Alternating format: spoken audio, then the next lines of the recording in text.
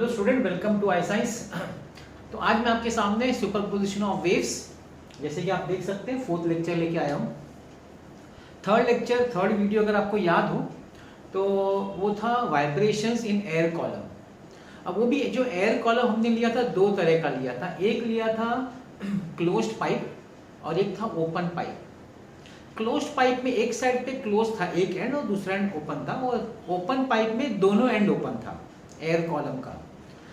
आज का जो हमारा फोर्थ लेक्चर है, फोर्थ वीडियो है, वो है वाइब्रेशंस इन अ स्ट्रिंग। अब पाइप में और स्ट्रिंग में बेसिक फर्क क्या है?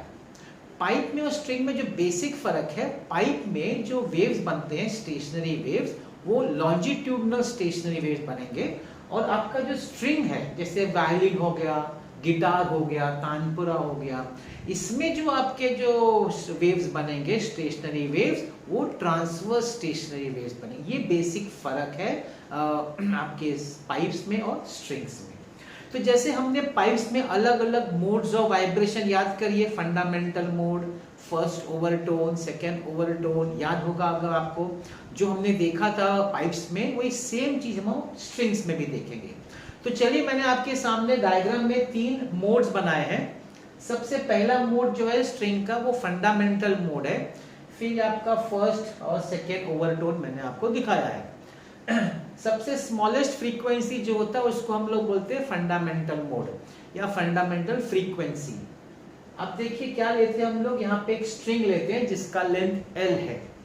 अब इस स्ट्रिंग का हम लोग मास मेजर करके उसका हम लोग निकालते हैं मास, मैं यहां लिख देता हूं, मास पर यूनिट लेंथ, जिसको हम लोग स्मॉल m से डिनोट करते हैं।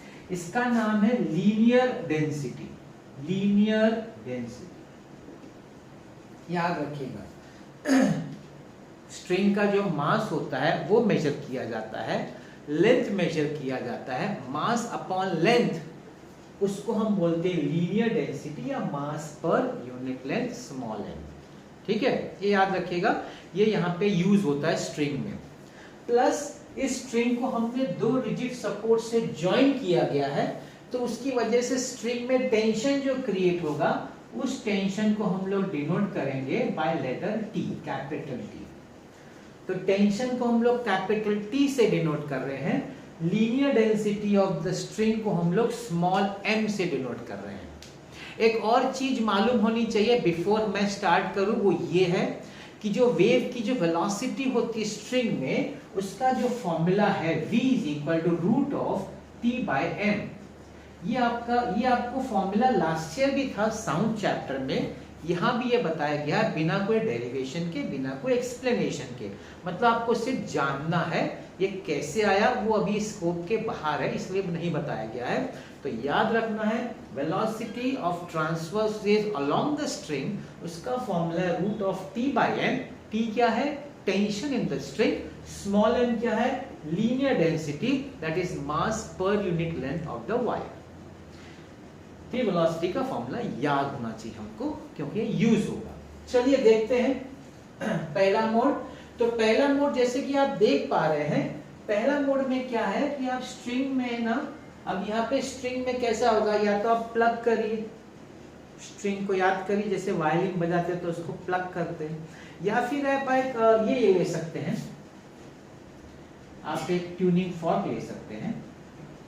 और ये ट्यूनिंग फॉर्क को रबर पे, अगर कोई रबर पे हम लोग मारेंगे, अगर आप लोगों ने प्रैक्टिकल्स में किया होगा, तो ये जो प्रॉन्ग्स होते हैं इसको हम लोग प्रॉन्ग्स बोलते हैं। ये प्रॉन्ग्स है ना, वाइब्रेट करता है, अंदर बाहर वाइब्रेट करता है। उस प्रॉन्ग को भी यहाँ सामने लाके रख सकते हैं। 2 तरीका है। अब यहाँ पे बेसिकली हम लोग क्या करेंगे, हम लोग इसका जो सेंटर है ना उसको प्लग करेंगे, स्ट्रिंग का जो मिड पॉइंट है उसको प्लग करेंगे। जब उसे प्लग करेंगे तो वो पोर्शन पे एम्पलीट्यूड मैक्सिमम हो जाएगा। अब याद करिए स्टेशनरी वेव में जो मैक्सिमम एम्पलीट्यूड होता है उस पोजीशन को हम लोग बोलते हैं एंटी नोड। तो यहाँ पे आपको एंटी नोड मिलेगा, और ये जो एंड्स है ना, एंड्स, यहाँ पे आपको 2 नोड मिलेंगे। एंड्स पे आपको 2 नोड मिलेंगे और सेंटर पे आपको एंटी नोड मिलेगा। ठीक है, तो ये आपका फंडामेंटल मोड है, पहला मोड। अब इस वायर का लेंथ L है। अब इस लेंथ L में कितना हमारा बना है वेवलेंथ। अब ये इसको बोलते हैं एक लूप। अब ये एक लूप है, अगर आप देखेंगे ये आपका एक वेव है, तो ये बन गया आपका एक loop, this is one loop. अब ये जो वन अभी टोटल लेंथ होता है लैम्बडा, तो ये जो होगा ये होगा लैम्बडा बाय 2। मतलब ये जो लूप का लेंथ है इन टर्म्स ऑफ लैम्बडा वो है लैम्बडा बाय 2। मतलब कि यहाँ पे जो लैम्बडा हो जाएगा वो 12 हो जाएगा। अब इससे हम निकालेंगे इसकी फ्रीक्वेंसी। तो फ्रीक्वेंसी का फॉर्मूला होता है v बाय लैम्बडा, तो v बाय 12, और v का वैल्यू आप वहां से सब्स्टिट्यूट भी कर सकते हैं 1/12 root of t by n। तो ये आपका हो गया फॉर्मूला फॉर फंडामेंटल फ्रीक्वेंसी। जो सिंपलेस्ट मोड है वाइब्रेशन का स्ट्रिंग का, उसका जो स्मॉलेस्ट फ्रीक्वेंसी है स्ट्रिंग का which is called as fundamental frequency, जिसको n से हम डिनोट कर रहे हैं या कोई लोग n नॉट से भी डिनोट करते हैं, उसका फॉर्मूला v बाय 12 है या फिर 1/12। और v का फॉर्मूला मैंने आपको बताया डायरेक्टली आपको लेना है, कोई एक्सप्लेनेशन नहीं इसके लिए, root of t by n। T is the tension in the string and small m जो है linear density which is mass per unit length। अब आ जाते हैं सेकेंड मोड पे। सेकेंड मोड पे देखिए वायर का लेंथ सब जगह सेम है, तो यहाँ पे L जो होगा, अब यहाँ पे क्या हो जाएगा, यहाँ पे आपका दो लूप बना है। अब दो लूप बना है मतलब ये लैम्बडा बाय 2, ये भी लैम्बडा बाय 2, मतलब 2 टाइम्स, अब इसको लैम्बडा अलग लिखेंगे, लैम्बडा 1/2। यहाँ पे ऐसे डिनोट होगा। तो हम लोग इसके लैम्बडा को लिख सकते हैं 2l/2। अब आप बोलेंगे ऐसा क्यों लिखा, ऐसा 2 भी कट कर सकते हैं, लेकिन देखिए इसका क्या फायदा है। अब इसका जो फ्रीक्वेंसी होगा n1, v by lambda 1, v by 2l/2, ये 2 को ऊपर ले जाओ, 2 टाइम्स 1/12 इनटू v का फॉर्मूला है root of t by n। क्या मिल गया आपको 2 टाइम्स, अब ये पोर्शन पर रिपीट हो गया ना, 2 टाइम्स n। देखिए 2 रखने का फायदा, अगर आप 2 निकाल देंगे तो बाद में क्या करना पड़ेगा, आपको मल्टीप्लाई डिवाइड बाय 2 करना पड़ेगा। ठीक है, अब अभी आप कट करिए, बाद में लाना पड़ेगा, क्योंकि अगर आप कोई फंडामेंटल लाना है तो यहाँ तो 2 लगेगा आपको। तो मैंने कट नहीं किया है, मैंने 2 ऊपर लिया, और ये जो पोर्शन है ये आपका फंडामेंटल फ्रीक्वेंसी पे हो गया 2l। ये आपका फर्स्ट सेकेंड मोड है, मतलब फंडामेंटल मोड है, फर्स्ट ओवरटर्न बोल सकते हैं। अब आ जाते हैं नेक्स्ट मोड पे। नेक्स्ट मोड में ये भी लेंथ L है, सब का लेंथ L है, देखिए सबका वायर का हमने लेंथ L लिया। अब यहाँ पे लेंथ कितना, देखिए 3 लूप्स हैं, हर एक लूप का लेंथ लैम्बडा बाय 2 होता है, तो 3 हो गया, तो 3 लैम्बडा 2/2। तो मेरा लैम्बडा 2 जो हो जाएगा 2l/3। तो इसका फ्रीक्वेंसी की अगर हम बात करें n2 is equal to v by lambda 2, v by 2l/3, 3 को ऊपर ले जाओ, 3 times v by 2l, 3 times 1/12 into root of t by n, v का फॉर्मूला है, दिस इज 3n। इसका मतलब है कि आपका फंडामेंटल n है, फिर 2n है, फिर 3n है, फिर 4n है एंड सो ऑन। इसका मतलब है कि 2n 3n 4n मतलब और सब हार्मोनिक्स प्रेजेंट है, सब हार्मोनिक्स। याद करो हार्मोनिक्स क्या है, harmonic is the integral multiple of the fundamental frequency. तो जो इंटीजर होता है दैट डिनोट्स द हार्मोनिक। तो ये सेकंड हार्मोनिक है, थर्ड हार्मोनिक है, फोर्थ हार्मोनिक है। तो आपके वाइब्रेशन, स्ट्रिंग वाइब्रेशन में सब all harmonics are present, that is what it mean. याद करिए ओपन और क्लोज्ड पाइप में, ओपन पाइप में ओनली ऑड हार्मोनिक्स था 3n 5n 7n, जबकि क्लोज्ड पाइप में सब हार्मोनिक्स था। उसी तरीके से स्ट्रिंग में भी you have all harmonics present. इस तरीके से ये आपका बन गया वाइब्रेशन इन अ स्ट्रिंग। अब इसमें इसको जनरलाइज करने के लिए टेक्स्ट बुक वालों ने क्या किया है, np = pn लिखा है। अब अगर आपके np = pn लेंगे, अगर हम लोग सपोज इसको हम लोग पाइप्स में क्या करते थे, तो ओवरटोन्स में लिखते थे, ओवरटोन np, तो इधर लिखेंगे एक्चुअली हो जाना चाहिए p+1 * n, जहां p का वैल्यू है 1 2 3 एंड सो ऑन। मतलब फिफ्थ ओवरटोन, ये देखिए ये फंडामेंटल होता है, ये फर्स्ट ओवरटोन होता है, सेकंड ओवरटोन, थर्ड ओवरटोन। तो अगर आप ओवरटोन के हिसाब से जाएंगे तो फॉर्मूला बनना चाहिए p+1 * n। अब टेक्स्ट में लिख दिया है p = pn। अब ये लोग जो बात कर रहे हैं ना, ये लोग हार्मोनिक के हिसाब से बात कर रहे हैं, तो कंफ्यूज मत हो जाएगा। अब यहाँ पे उन लोगों ने हार्मोनिक के हिसाब से उसको लिखा है कि पिथ हार्मोनिक।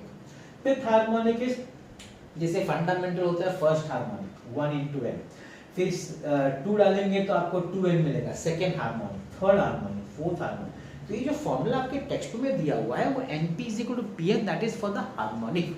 अगर उसी को आपको ओवरटोन में लिखना है तो आप ऐसे लिख सकते हैं। तो ये जरा कंफ्यूजन हो सकता है लोगों को कि भाई पाइप्स में कुछ और दे दिया और यहाँ पे कुछ और दे दिया। तो पाइप्स में जो दिया उन लोगों ने ओवरटोन के हिसाब से दिया, और स्ट्रिंग में जो दिया उन लोगों ने इन टर्म्स ऑफ हार्मोनिक्स दिया। इस बात को ध्यान रखना है। तो ये आपका एक्सप्लेनेशन हो गया vibrations produced in a string. अभी इसी बेस पे क्वेश्चन बनता है कि what are the laws of vibrating strings. बड़ा सिंपल है, laws of vibrating strings. I hope आपको ये पार्ट समझ में आ गया। Different modes of vibrations in a string, जो कि ये प्रूव करता है कि सब हार्मोनिक्स प्रेजेंट है स्ट्रिंग में। ठीक है, तो ये हो गया आपका वाइब्रेशंस। अब मैं जाता हूं इसी के नेक्स्ट टॉपिक पे, जिसका नाम है लॉज ऑफ वाइब्रेटिंग स्ट्रिंग्स। अब लॉज ऑफ वाइब्रेटिंग स्ट्रिंग्स अगर हमको डिस्कस करना है तो हमारे पास उसका जो फंडामेंटल फ्रीक्वेंसी है उस फॉर्मूला को लेके ही एक्सप्लेन करना है, फंडामेंटल फ्रीक्वेंसी। अब फंडामेंटल फ्रीक्वेंसी तो आप जानते हैं, fundamental frequency loss of vibrating strings. अब देखिए आपका फंडामेंटल फ्रीक्वेंसी का फॉर्मूला है 1/12 ये बेसिक फॉर्मूला है। अब लॉस क्या है? पहला है लॉ ऑफ वाइब्रेटिंग लेंथ या law of length, law of length. अब लॉ ऑफ लेंथ क्या बोलता है? फॉर्मूला के हिसाब से if linear density m and tension अगर ये कांस्टेंट है, अगर ये दोनों कांस्टेंट है, then the fundamental frequency is inversely proportional to l। Simple. या फिर इसको अलग तरीके से बोलना है तो बोल सकते हैं NL is equal to constant. ये हो गया लॉ ऑफ लेंथ। तो फॉर्मूला से हमने देखा कि ये बन गया आपका लॉ ऑफ लेंथ। दूसरा होता है लॉ ऑफ टेंशन। दूसरे लॉ को बोलते हैं लॉ ऑफ टेंशन। अब ये भाई लॉ ऑफ टेंशन क्या है? लॉ ऑफ टेंशन ये बोलता है कि if L M linear density या कांस्टेंट, अगर ये दोनों कांस्टेंट है तो आपका जो फंडामेंटल फ्रीक्वेंसी है that is proportional to root T. बराबर है ना, सब कांस्टेंट है, रूट टी बचा, that is called law of tension. इसको अलग तरीके से लिखना तो ऐसा लिख सकते हैं n/√t is equal to constant. Simple. तीसरा law, law of linear density, small है। अब लॉ ऑफ लीनियर डेंसिटी ये आपका पहला लॉ है, या आपका दूसरा लॉ है, या आपका तीसरा लॉ है। लॉ ऑफ लीनियर डेंसिटी क्या बोलता है? अब ये देखिए यहाँ पे क्या करने का, L और T को कांस्टेंट कर देने का। तो आपका जो frequency, fundamental frequency that is equal to inversely proportional to square root of linear density, inversely proportional. ये तीन लॉ होंगे। अब क्या किया उन्होंने, थोड़ा सा इसमें ना एक्स्ट्रा कुछ डाला है, वो मैं आपको बताता हूँ क्या एक्स्ट्रा। m के बारे में मैं बता दूं, m के बारे में मैंने अभी आपको बोला, linear density. Linear density, linear density का मतलब है मास पर यूनिट लेंथ, मैंने बताया था आपको। अब mass is equal to density into volume, density into volume upon length, है ना। डेंसिटी सपोज रो ले लिया, रो, है ना। वॉल्यूम, अब वॉल्यूम जो वायर होता है उसका शेप क्या होता है? सिलेंडर होता है ऑफ लेंथ L। तो सिलेंडर का वॉल्यूम का फॉर्मूला आपको मालूम है πr²h, लेकिन h यहाँ पे हम L लेंगे और radius r is the area of cross section of wire. तो πr²L upon L, L cut गया, πr² रो। मतलब कि n is inversely proportional root of πr² rho. अब अगर डेंसिटी कांस्टेंट है, अगर डेंसिटी कांस्टेंट है, n is inversely proportional to r, और अगर r कांस्टेंट है तो frequency, fundamental frequency is inversely proportional to root of density. तो इसी को थोड़ा दो पार्ट में स्प्लिट किया गया है, मतलब लीनियर डेंसिटी को in terms of radius and density. अब r क्यों लिखा है? क्योंकि r स्क्वायर रूट से निकल जाएगा, r बचेगा और रो तो रहेगा रूट में। तो ये आपका हो गया, अच्छा सा क्वेश्चन बन जाता है लॉज ऑफ वाइब्रेटिंग स्ट्रिंग। कुछ नहीं है, अगर ये आपको फॉर्मूला याद है तो इसी फॉर्मूला से पहला दो तो बड़ा इजी है, एक्चुअली थर्ड यहाँ तक भी इजी है। ये थोड़ा सा क्या है ना, m को है ना, इसको थोड़ा ब्रेक करना है in terms of density and radius. वो अगर आप कर लेंगे तो आपका हो जाता है पूरा कंप्लीट। तो ये हो गया vibrations produced in a string. अब इन लॉस को एक्सपेरिमेंटली प्रूव हुआ है with the help of a sonometer. आप लोग ने कॉलेज में प्रैक्टिकल्स अगर किया हो या करेंगे जो भी, वहाँ पे एक सोनोमीटर, एक बॉक्स होता है, साउंड बॉक्स, जिसकी मदद से हम ये laws of vibrating strings prove करते हैं। ठीक है, चलिए देखते हैं laws of vibrating strings proved by with the help of sonometer. तो यहाँ पे आपके सामने देखिए सोनोमीटर मैंने ड्रॉ किया हुआ है। सोनोमीटर देखिए एक तरह का साउंड बॉक्स है, जो ब्लैक में ड्रॉ किया, टेबल, ब्लू कलर जो है टेबल है, उसके ऊपर एक साउंड बॉक्स होता है जो कि रखा गया है, जिसको हम sonometer, it is a part of a sonometer. Sound box का क्या फायदा है कि उसमें बहुत ज्यादा एयर भरा हुआ है, तो एयर का मास बहुत ज्यादा है और वो वाइब्रेट करेगा। तो जब large mass of air vibrate करेगा ना, तो साउंड की इंटेंसिटी या एम्पलीट्यूड बहुत ज्यादा होगा। यही कंसेप्ट यूज होता है आपके तानपुरा में, आपके सितार, गिटार जो होते हैं ना, अंदर हवा भरी रहती है, वो एयर अंदर वाइब्रेट करता है तो वो साउंड निकलता है। वो मेन कंसेप्ट है साउंड बॉक्स का। ठीक है, अब देखिए साउंड बॉक्स के साथ और क्या देखने को मिल रहा है। ये देखिए पी और क्यू दो ब्रिजेस है, ब्रिजेस, इसके ऊपर से वायर पास हो रहा है। अब ये वायर एक साइड पे एंड पे फिक्स है, दूसरे साइड एंड पे पुली है, पुली से वायर पास हो रहा है, वायर है, हैंगर है, यहाँ पे वेट्स है, वजन है, छोटे छोटे वजन, स्लॉटेड वेट्स बोलते हैं, 1-1 ग्राम, आधा 2-2 ग्राम का वजन यहाँ डाला जा सकता है। ये वजन का कारण क्या है? ये वजन will be responsible for the tension. Tension जो है हमारे फॉर्मूला में, जो टेंशन है, it will because of this slotted weights, इसको हम लोग स्लॉटेड वेट्स बोलते हैं। ये वेट की वजह से आप टेंशन वायर में चेंज कर सकते हैं। अच्छा, अब ये जो दो ब्रिजेस है, इसको हम लोग मूव कर सकते हैं horizontally along the length of the sonometer. जो बॉक्स है, आप ये ब्रिज को मूव कर सकते हैं। तो ब्रिज तो ए से लेके बी तक, ए बी जो होगा वो होगा length of wire, length of wire जो कि आप चेंज कर सकते हैं। आप वायर का लेंथ चेंज कर सकते हैं, ये ब्रिजेस को आगे पीछे करके वायर का लेंथ हम चेंज कर सकते हैं। ठीक है, ये याद रखिएगा।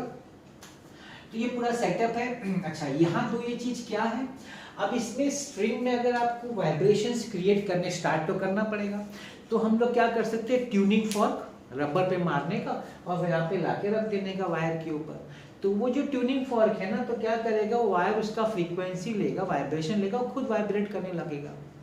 अगर वायर का फ्रीक्वेंसी और इस ट्यूनिंग फॉर्क का फ्रीक्वेंसी सेम हो गया, मतलब नेचुरल फ्रीक्वेंसी, याद करिए नेचुरल फ्रीक्वेंसी होता है फ्री ऑफ फोर्स्ड वाइब्रेशन। मैंने सिखाया था, अगर नेचुरल कोई फ्रीक्वेंसी से वाइब्रेट करेगा तो वो क्रिएट होता है रेजोनेंस।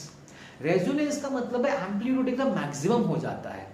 अब वो अगर आपको टेस्ट करना है तो एक पेपर रखते हैं, पेपर लेके उसको फोल्ड कर देते हैं, फोल्ड वायर के ऊपर ऐसा फोल्ड करते हैं, और उस वायर पे एंटीनोड, जब एंटीनोड फॉर्म होगा ना, तो एकदम बड़ा सा वाइब्रेशन होगा एंटीनोड वाला, तो उस समय जो पेपर है ना, वो राइडर, इसको हम लोग राइडर बोलते हैं, वो उड़ जाएगा। जिस जगह पे उड़ गया मतलब उस जगह पे एंटीनोड फॉर्म होता है। ये राइडर का काम है, राइडर बताएगा कि इस जगह पे एंटीनोड बना है, तभी वो उड़ेगा, नहीं तो उड़ेगा नहीं स्ट्रिंग के ऊपर से। तो जब एकदम मैक्सिमम एम्पलीट्यूड हो जाएगा, राइडर उड़ जाएगा, राइडर उड़ जाएगा तो आपको पता चलेगा कि इस जगह पे एंटीनोड बना हुआ है। तो ये राइडर का काम है, और मैंने आपको ट्यूनिंग फॉर्क का काम बता दिया कि वो फ्रीक्वेंसी वहां पे वायर में क्रिएट करता है, मतलब वायर वाइब्रेट करेगा और फिर रिफ्लेक्ट होगा, और ये आपका वाइब्रेटिंग लेंथ है, वो रिफ्लेक्शन। तो ट्रांसवर्स वेव्स का रिफ्लेक्शन कैसा होता है, मैंने आपको रिफ्लेक्शन और वेव सिखाया था कि वो जाते हैं कैन से, बाद में रिफ्लेक्ट होके आता है, और उनमें फेज डिफरेंस होता है। क्रस्ट जाएगा, ट्रफ बन के रिफ्लेक्ट होगा, क्योंकि रेयर से डेंसर जा रहा है, और ट्रफ जाएगा तो क्रस्ट बन के रिफ्लेक्ट होगा। There is a phase difference of pi radians. ये याद रखिएगा, ये मैंने आपको बताया था जब मैंने रिफ्लेक्शन ऑफ वेव्स आपको सिखाया था। तो सेम चीज़ और ए और बी के बीच में आपको स्टेशनरी वेव्स देखने को मिलेगा, और वही हमारा मेन एम है, हम उसी को स्टडी करना चाहते हैं। इसका काम क्या है, अभी हमने जो लॉ ऑफ वाइब्रेटिंग स्ट्रिंग देखा 3, उसी को ये एक्सपेरिमेंटली प्रूव करेगा, एक्सपेरिमेंटली प्रूव करेगा laws of vibrating string. So verification of laws of vibrating string।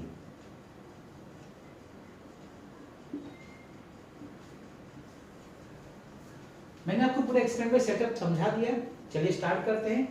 पहला जो वेरिफिकेशन है, to verify law of length. अब देखिए ये एक्सप्लेन करते समय आपके दिमाग में फॉर्मूला रहना चाहिए पहले तो, फ्रीक्वेंसी का fundamental frequency 1/12 root of T by M, ये आपके दिमाग में रहना चाहिए। जब आपके को वेरीफाई लॉ ऑफ लेंथ, आपके दिमाग में क्या रहना चाहिए, आपको क्या प्रूव करना है, ये आप अपने दिमाग में या कहीं लिख सकते हैं पेंसिल समझने के लिए, मगर मैं आपको बता देता हूँ।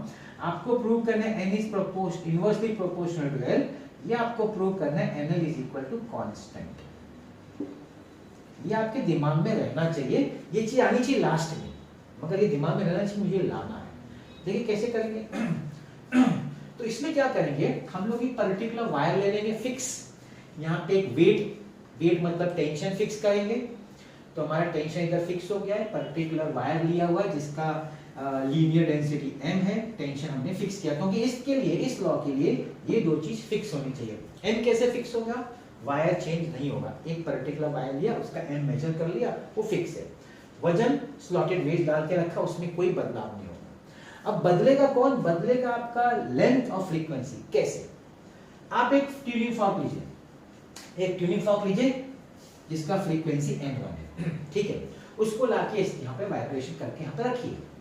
अब क्या होगा, ये स्ट्रिंग वाइब्रेट करेगा, लेकिन हो सकता है कि ये राइडर उड़े नहीं, तो आपको क्या करना पड़ेगा, ये जो ब्रिजेस है ना ए बी, इसको मूव करने का, थोड़ा आगे पीछे, थोड़ा सा एडजस्टमेंट। एक पर्टिकुलर पोजीशन पे आप देखेंगे राइडर उड़ गया, राइडर उड़ गया। सपोज वो लेंथ L1 है, एक पर्टिकुलर लेंथ ए बी का जो लेंथ होगा ना L1, उस पर्टिकुलर पोजीशन में राइडर उड़ गया, मतलब उस जगह पे आपको फंडामेंटल फ्रीक्वेंसी देखने को मिली है, और वो राइडर का जो पोजीशन है दैट इज एंटी नोड। आप इसको वैल्यू को निकाल दो, N1 L1 का कुछ वैल्यू होगा, ठीक है। अब आप ट्यूनिंग फॉर्क चेंज करो, दूसरा ट्यूनिंग फॉर्क लो, उस ट्यूनिंग फॉर्क का फ्रीक्वेंसी सपोज N2 है, फिर उस वाइब्रेटिंग ट्यूनिंग फॉर्क को इधर ला के रखो, राइडर उस जगह पे नहीं वो हिलेगा, वो उड़ेगा नहीं, आपको फिर थोड़ा पोजीशन चेंज करना पड़ेगा। पोजीशन चेंज करके एक पर्टिकुलर लेंथ L2 पे फिर राइडर उड़ जाएगा। इसका भी आप लेंथ प्रोडक्ट मेजर करो, क्या देखोगे आप देखोगे N1 L1 और N2 L2 का वैल्यू सेम है। क्या देखेंगे आप, you will find N1 L1 is equal to N2 L2, और आप कुछ और भी लेंगे ना तीसरा, वो भी आप देखेंगे इक्वल है, N3 L3, आपको सब सेम दिखेगा, आपको तीनों वैल्यू सेम होगा, मतलब NL is equal to constant, है कि नहीं। Therefore N is inversely proportional to L. We have proved the first law of vibrating string. हमने पहला वाइब्रेटिंग स्ट्रिंग लॉ प्रूव कर दिया। ये पहला हो गया। अब मैं जाता हूं दूसरा, to verify law of tension.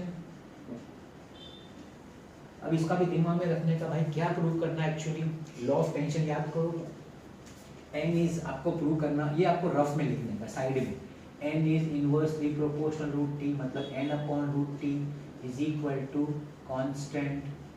आपके दिमाग में रहना चाहिए कि ये चीज आपको प्रूव करना है, मतलब कि आपको फ्रीक्वेंसी और टेंशन ये चेंज करना है, मतलब आपको ट्यूनिंग फॉर्क चेंज करना है, आपको वजन चेंज करना है, आपको वायर का लेंथ नहीं चेंज करना है, मतलब लेंथ जो AB है वो फिक्स है, that is not going to change.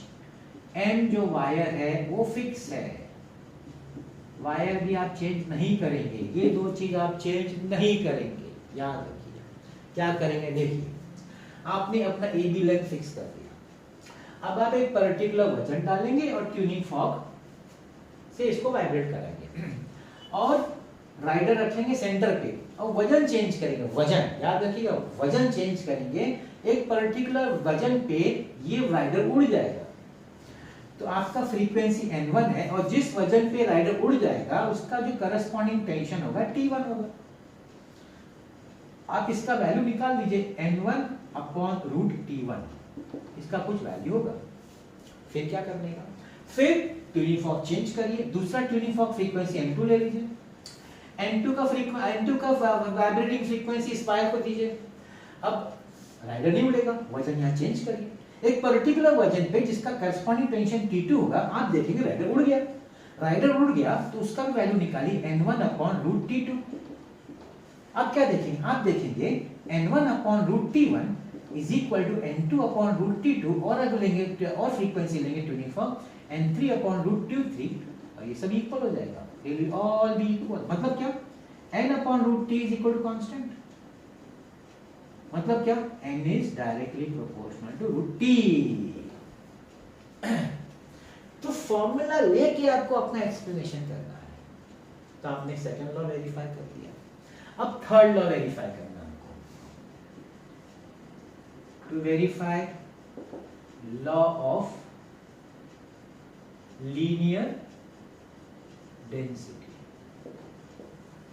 अब यहां पे थोड़ा पेच है, यहां पे थोड़ा ट्रिक है। ट्रिक मतलब क्या, अब आप बोलेंगे कि सर यहाँ पे बनता है n is inversely proportional to root m, मगर वो चीज नहीं होने वाली, यहाँ पे है ना कुछ अलग चीज होगी। क्या होगी, हम लोग यहाँ ये चीज याद ध्यान रखें, थर्ड वाला चीज लॉ वाइब्रेटिंग में थोड़ा थर्ड वाले पे ध्यान देना, यहाँ भी ध्यान देना है। आपको प्रूव करना है L root m is equal to constant, आपको ये प्रूव करना है। इसकी मदद से बाद में आपका थर्ड लॉ प्रूव हो जाता है। ये चीज ये थोड़ा अलग है, जो ध्यान रखना। तो क्या करने का आपको अपना वायर का अलग अलग लेंथ लेने का, मतलब सपोज दो वायर ले लिया, 2 वायर्स, दो अलग अलग वायर लिया, एक का डेंसिटी लीनियर डेंसिटी m1 है, दूसरे का लीनियर डेंसिटी m2 है। पहला वायर लिया, वजन फिक्स किया, लेंथ चेंज किया, देखा राइडर उड़ा, तो इसका करस्पॉन्डिंग लेंथ L1 हो गया। ठीक है, तो इसका आप देखेंगे कि भाई L1 रूट m1 का कुछ वैल्यू आ रहा है। अब आप वायर ही चेंज करो, वायर निकाल के दूसरा वायर लगाओ जिसका लीनियर डेंसिटी m2 है, वजन उतना है, वजन नहीं चेंज होगा, वजन वही रहेगा। फिर चेक करो लेंथ चेंज करके, राइडर कब उड़ता है, राइडर उड़ा, L2 रूट m2 निकालो, मतलब इसका लेंथ L2 है, इसका कुछ वैल्यू आएगा। आप देखेंगे L1 root m1 is equal to L2 root m2 is equal to L3 root m3 is equal to constant, therefore L root m is equal to constant. अब आप बोलेंगे सर इससे क्या हुआ, ये थोड़ी हमारा थर्ड लॉ, बराबर ये हमारा थर्ड लॉ नहीं है, लेकिन फर्स्ट लॉ क्या बोलता है, फर्स्ट लॉ बोलता है कि n is inversely proportional to root l। if n is inversely proportional to root l, तो from here you can say कि n is inversely proportional to root m। ये prove करने से आप ये बात प्रूव कर सकते हैं। ऐसा मतलब इसको डायरेक्टली नहीं प्रूव किया है थर्ड लॉ को, ये मुझे समझाना है, ये चीज आपको ध्यान रखना। थर्ड वाला पार्ट थोड़ा सा ट्रिकी है, नहीं तो पहला दो तो डायरेक्टली हो जाता है। तो अच्छा सा क्वेश्चन बन गया, verification of vibrating laws of vibrating string with the help of a sonometer. तो यहाँ पे हमारा स्ट्रिंग का कंसेप्ट कंप्लीट हो गया। अब बनता है कि एक दो हम लोग को न्यूमेरिकल्स भी करना चाहिए जिससे हमारा कंसेप्ट और क्लियर हो जाए। तो चलिए एक दो न्यूमेरिकल्स देख लेते हैं। तो आपके सामने मैंने दो सम लिया हुआ है, टेक्स्ट बुक के अनसॉल्व्ड सम है। पहला सम देखते हैं, क्वेश्चन नंबर 19 है। A string 1 metre long, length of string आपको दिया गया 1 metre, fixed at one end, the other end is move up and down, दूसरे एंड को ऊपर नीचे कर रहे हैं हम लोग, with a frequency n is equal to 15 hertz. इसकी वजह से स्टेशनरी वेव्स 4 लूप्स, 4 लूप बनता है। बोला find the speed of the wave, progressive wave की वजह से जो स्टेशनरी वेव बन रहा है ना उसका हमको स्पीड चाहिए। अभी v इज इक्वल टू होता है n lambda, n lambda, n तो दिया हुआ है, वेवलेंथ नहीं दिया है। अभी ये देखिए बड़ा ट्रिकी वाला क्वेश्चन, 4 लूप, 4 लूप, एक लूप मैंने आपको मोड ऑफ वाइब्रेशन में सीखा था, एक लूप जो होता है एक लूप जो होता है that is lambda by 2। 4 loop का मतलब है 4 टाइम्स लैम्बडा बाय 2। लेकिन इस पे ही खत्म नहीं हुआ है, क्योंकि आपके दोनों एंड्स फिक्स नहीं है। आपका फिक्स तो एक ही एंड है, दूसरा एंड तो ऊपर नीचे हो रहा है। मतलब कि देखिए, अगर मेरे को आपको डायग्रामेटिकली बताना पड़ेगा, एक लूप, 2 लूप, 3 लूप, 4 लूप, और यहां पे ऐसा है, ओपन है। ये जो 4 लूप होगा ना, ये तो 4 टाइम लैम्बडा बाय 2 हो जाएगा। इसका क्या, अब ये तो एंटी नोड है और ये नोड है। आप जानते होंगे distance between a node and antinode lambda by 4। तो ये है लैम्बडा बाय 4। मतलब कि मेरा क्या कहना है, total length of the wire is lambda by 4 plus 4 time lambda by 2। That is what I want to say. So this will be 2 2s are lambda by 4 plus 2 lambda। तो 4 2s are 8 plus 1, it is 9 lambda by 4 जो कि length L है। तो lambda को cross multiply 4/9 into length, लेकिन length 1 metre है, 4/9 into 1, तो lambda is equal to 4/9 metre. जैसे ही आपको लैम्बडा मिला, problem solve. Velocity is equal to n lambda, n दिया गया 15, लैम्बडा हमको आया 4/9। इसको सॉल्व करेंगे। अब सॉल्व करेंगे तो मैं आपको आंसर बता देता हूं, 6.667 मीटर पर सेकेंड। ट्रिक किधर था, ट्रिक ये था। 4 लूप के बाद थोड़ा और भी लेंथ लेना है, सिर्फ 4 लूप का लेंथ नहीं लेना है। ये एक्स्ट्रा जो है ना, ओपन है ना, ये ओपन है इधर से, वो एंटी नोड वाला पोर्शन। तो नोड और एंटी नोड का जो लैम्बडा बाय 4 है ना, वो ये प्रॉब्लम का ट्रिक है जो आपको याद है। दूसरा देखते दूसरा वाला क्वेश्चन बड़ा लंबा है लेकिन बड़ा इजी है। क्या इसमें ये बोल रहा है कि भाई 2 वायर है, सेम मटेरियल। जैसे उन्होंने आपको सेम मटेरियल बोला, उनका कहना है क्या, ये मतलब है कि दोनों का जो लीनियर डेंसिटी सेम है, क्रॉस सेक्शन मतलब रेडियस भी सेम है। सोनोमीटर पे अभी मैंने आपको सोनोमीटर सिखाया। एक वायर का जो वजन है, टेंशन अगर आप बोलेंगे तो 1.5 इंटू 9.8, क्योंकि वजन को 9.8 से मल्टीप्लाई करेंगे तो टेंशन आएगा। दूसरे का टेंशन 6 किलो का है तो 6 इंटू 9.8, ये सब न्यूटन्स में, याद रखिएगा Newton's. Vibrating length of the first wire L1 है 60 सेंटीमीटर, L2 पूछा है और बोला है दोनों का फंडामेंटल फ्रीक्वेंसी सेम है, N1 is equal to N2। अभी फंडामेंटल फ्रीक्वेंसी का भाई क्या फॉर्मूला है sir, 1/2L root of T by M। तो मैं यहाँ लिख सकता हूँ 1/2L1 root of T1 by M, 1/2L2 root of T2 by M। Sir आपने M क्यों लिखा, क्योंकि सेम वायर है। M और M कट गया, 2 और 2 कट गया, क्या बचा, root of T1 by L1 is equal root of T2 by L2। Sir आपने इसको सेंटीमीटर में क्यों रखा, मीटर में क्यों नहीं कन्वर्ट किया। अगर आप कन्वर्ट करेंगे तो दोनों का कट जाएगा, इसलिए नहीं करेंगे। नहीं तो करना चाहिए, लेकिन यहाँ नहीं करते। मुझे L2 चाहिए, तो therefore L2 is equal to cross multiply L1 into root of T2 upon T1। L1 हमारा है 60 इंटू रूट ऑफ T2 कितना है, T2 है 6 इंटू 9.8, T1 कितना है 1.5 इंटू 9.8। देखिए मैंने मल्टीप्लाई नहीं किया ना, इसका फायदा हो गया।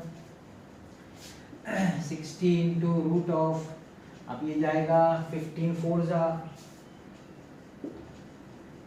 60 इंटू 2 120 सेंटीमीटर, जिसको हम बोल सकते हैं 1.2 मीटर। कैसा लगा, इजी था, इजी था। एक सोनोमीटर करके एक लूप्स का कर दिया। आई होप आपको ये लेक्चर इजी लगा होगा। इजी है टॉपिक, है अच्छा टॉपिक है, इंटरेस्टिंग टॉपिक है। आई होप आपको समझ में आ गया होगा। This is vibrating strings. हमारा जो नेक्स्ट लेक्चर होगा, नेक्स्ट वीडियो होगा, वो बीट्स फ्रीक्वेंसी पे का। बड़ा इंटरेस्टिंग है, बड़ा इंपॉर्टेंट है बीट्स फ्रीक्वेंसी। उसके साथ ही हमारा फिर ये चैप्टर कंप्लीट होगा। आई होप आपको आज का लेक्चर अच्छा लगा होगा, समझ में आया होगा। न्यूमेरिकल्स भी इजी है, जैसे आप देख सकते हैं। तो please don't forget to like, subscribe and share, and thank you so much for watching this video.